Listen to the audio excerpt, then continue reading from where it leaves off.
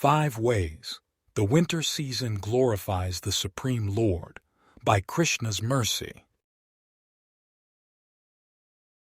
अत्यंत सुख संचारा मध्याह्ने स्पर्शतः सुखा दिवसा सुभग आदित्य छाया Salil दुर्भगा.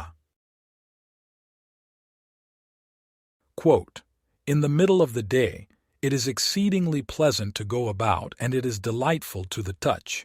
In the daytime the sun is pleasing, while the shade and water are not pleasing. Lakshmana speaking to Lord Rama, Valmiki Ramayana, Aranya Kand, 1610. We have the premise of someone who is skilled in the art of praise. They can string together nice words about practically anyone they know. This is because they have a genuine appreciation based on the knowledge of the inherent connection everything and everyone has to the entire collective, which is known as Brahman. Shri Bhagwan Uvach Aksharam Brahma Paramam Swabhavo Dhyatmam Uchyate Bhoot Bhavodbhav Karo Visarga Karm Sanjita. Quote, the Supreme Lord said, the indestructible, transcendental living entity is called Brahman, and his eternal nature is called the Self. Action pertaining to the development of these material bodies is called karma, or fruitive activities. Bhagavad-gita 8.3. This same person is capable of praising the origin of everything as well. They can glorify in a manner pleasing to the soul in something which feels like the constitutional position, dharma. Though they try to curb the swelling of pride, understanding the pitfalls of the rise of false ego, ahankara, they cannot help but marvel at their own ability in this particular area. At the same time, we understand that glorification of the Supreme Personality of Godhead already occurs, on a constant basis, as if the great administrators are standing in an assembly line of a factory, ready to do their part, in a repeating fashion. We can study something common like the season of winter to see how it glorifies through its different and unique features. As the season appears every year, the glorification is continuous. 1. A halt to the fever of activities. The populace essentially has to run for cover, not from a single calamity such as a devastating rainstorm or the sudden arrival of a tornado. The shift tends to be gradual, but there is a stark difference in the result. Instead of the constant blaring of machines to mow the lawn and blow the leaves, there is a general sense of quiet and calm. The children cannot run outside as much. Activity moves to indoors where the space is limited. Whatever plans were made, whatever routines people grew accustomed to, whatever expectations they may have created are now different. There is obstruction to consider. This change glorifies the Supreme Lord because it is a reminder of His awesome potency. He is the Supreme Spirit, Paramatma, while we are individual spirit, Jivatma. We have the ability to act, to choose how to move, how to rest, and the like. We can make choices, but we are ultimately not the doer. Prakriteya kriyamanani, gunay karmani sarvasha, ahankar vimudhatma, kartaham iti manyate. Quote, the bewildered spirit soul, under the influence of the 3 modes of material nature, thinks himself to be the doer of activities, which are in actuality carried out by nature. Lord Krishna, Bhagavad-gita 3:27. 2. Providing the much sought-after variety. There is the saying that variety is the spice of life. People who have moved to geographic regions which feature perpetual sunshine and moderate temperatures sometimes complain that there is a lack of variety. They get bored experiencing the same weather, day after day. The winter season brings a much-needed change. The days are shorter. The cold air can feel like a burst of rejuvenation for the exhausted adult stepping out in the morning. The children feel a powerful ice-like force hitting their faces as they walk to the bus stop in their travels to and from school. This variety is due to a higher power. He institutes the changes. These shifts are so predictable that they can be utilized in a comparison for understanding the periodic nature to happiness and distress.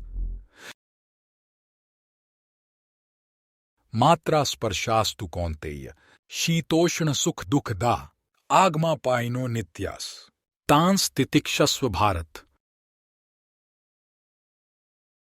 Quote, O son of Kunti, the non-permanent appearance of happiness and distress, and their disappearance in due course, are like the appearance and disappearance of winter and summer seasons. They arise from sense perception, O scion of Bharata, and one must learn to tolerate them without being disturbed. Lord Krishna, Bhagavad-gita 2:14. 3. Giving a visual to the absence of life. There is the saying that you do not realize what you have until it is gone. The presence of a single instance of life can make that much of a difference, wherein you appreciate the significance of the association once it is not longer there. Once you cannot rely upon a meeting, when you lose the assurance of a continued connection. The winter season is an annual reminder of that importance. The leaves are no longer on the trees. The flowers no longer ornament what is typically a beautiful landscape.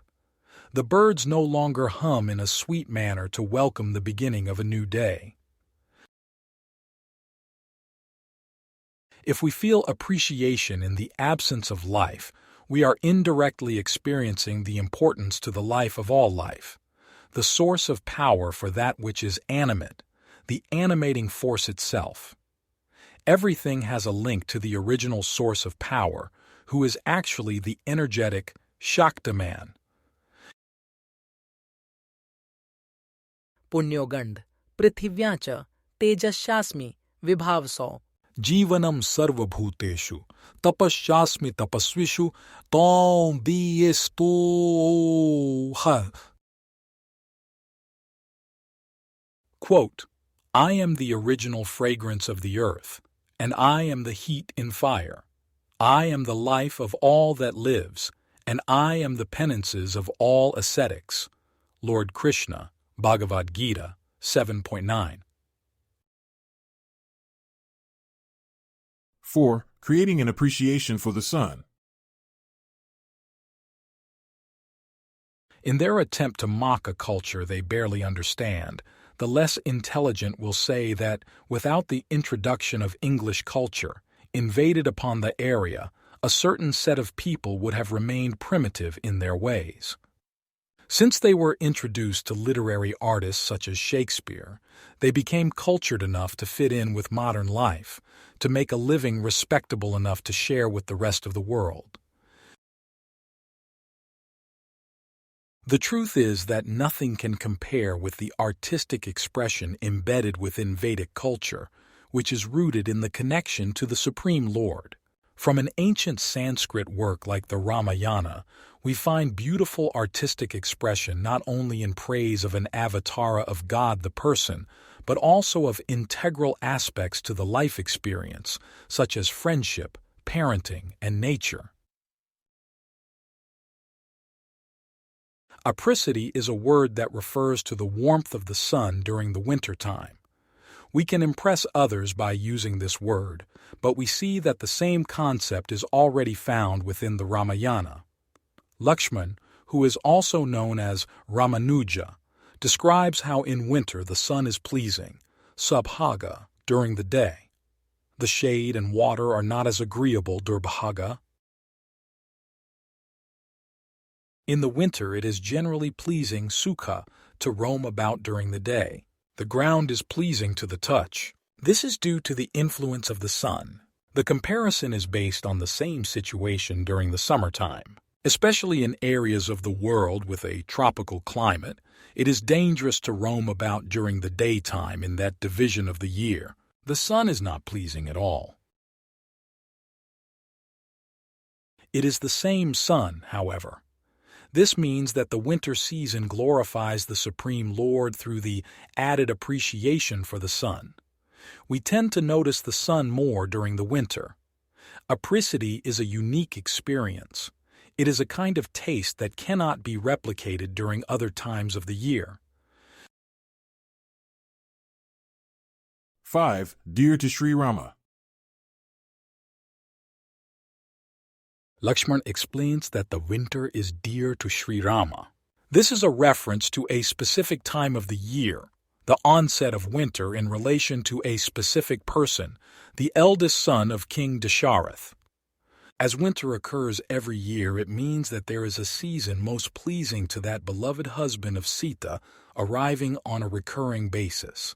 With no external intervention necessary, there is glorification of the vanquisher of foes, of the deliverer of the sages dwelling in the forest conducive to austerity, tapa. In closing, Like cards my plans to fold, moved inside because of the cold, the winter season in all its might, but pleasure in sun shining bright. Also to Sri Rama considered dear, praise from Lakshmana to hear, as to recur automatically each year, glorification on schedule to reappear.